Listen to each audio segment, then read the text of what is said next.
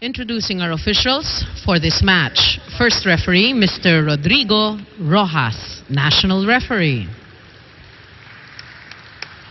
Second referee, Mr. Efren Gaa, International Referee.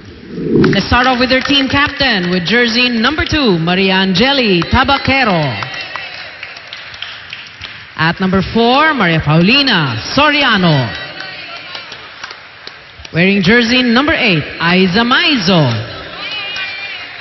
At number 9, Kanika Tipachot. Wearing jersey number 11, Pomla Soraya. And at number 15, Weneth Eulalio. Libero, number 3, Angelique Dionela. Head coach, Mr. Nestor Pamilar. Calling on our Smart Maynila Net Spikers.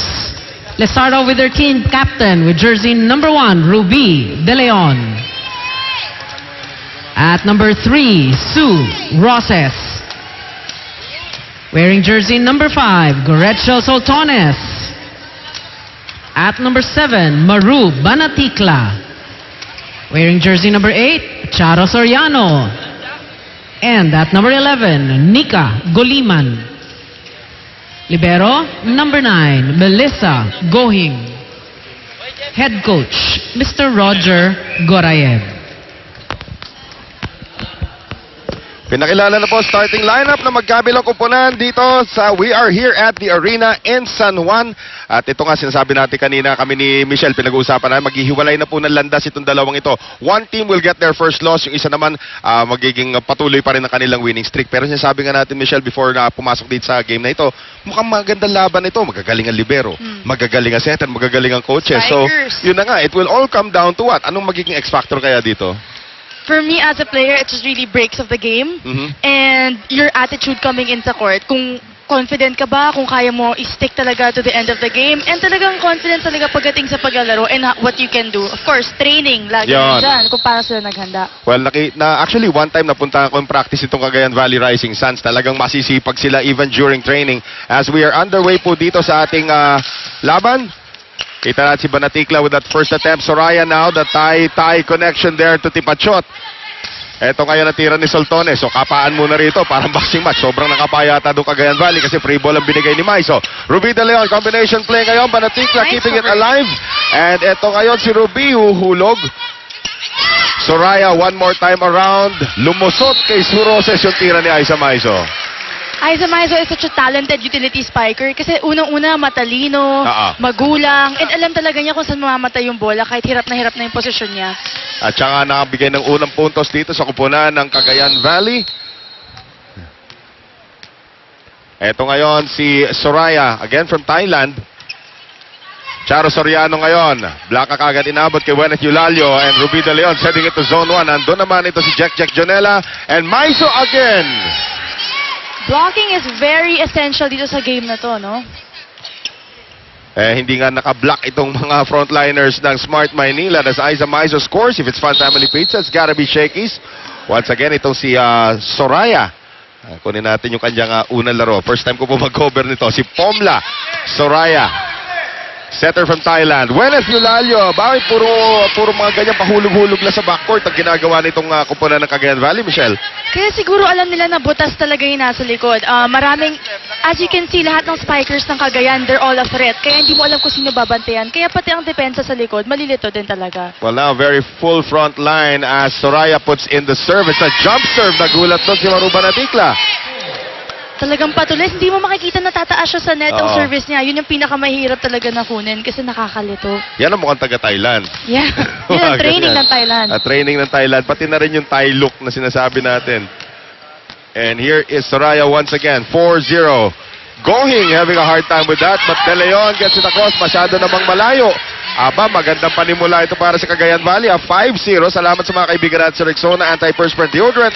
It won't let you down. Service is doing really well for Soraya right here.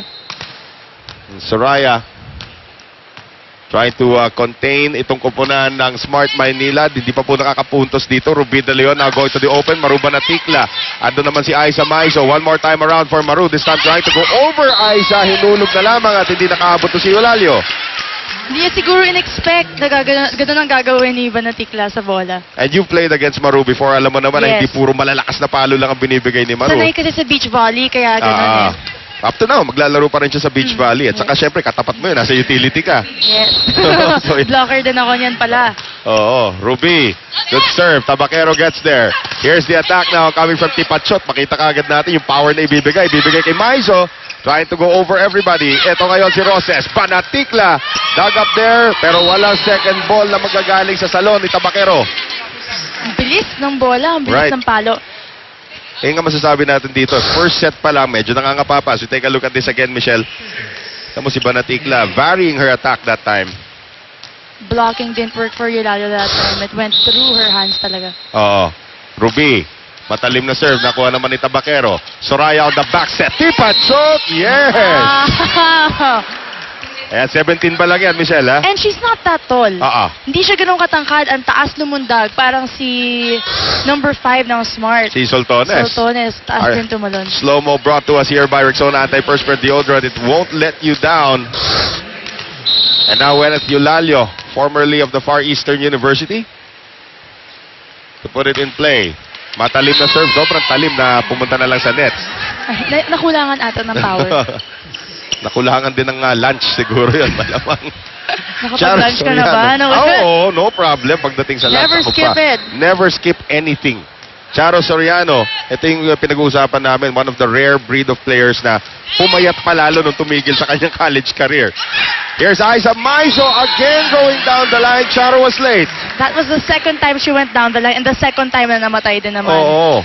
So I think Smart has to talagang change their defensive strategy pagdating sa likod kasi alam naman nila lahat ng kayang gawin ni Aiza Maizo. Axel is the official outfitter of the Shakey's V-League, and I guess that's the best time to strike pag wala yung libero dun sa likuran. Yes. As Nika Guliman gets it across. Soraya, that's going to be a setting violation.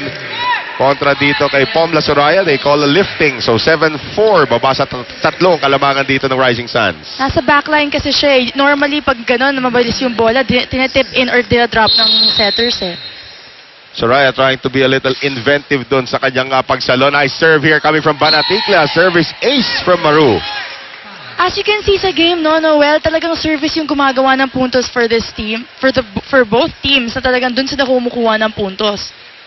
And so far so good para naman dito kay Maru. Leading scorer of the squad so far. This time, Jonella gets to it. Eto ngayon si Angge. Airborne! Ako, ang hirap talaga pigilan si Angge. Pag pumailang lang, 8-5. Ang kalamangan ngayon ng Cagayan Valley over Smart Maynila. Kami po'y magbabalik.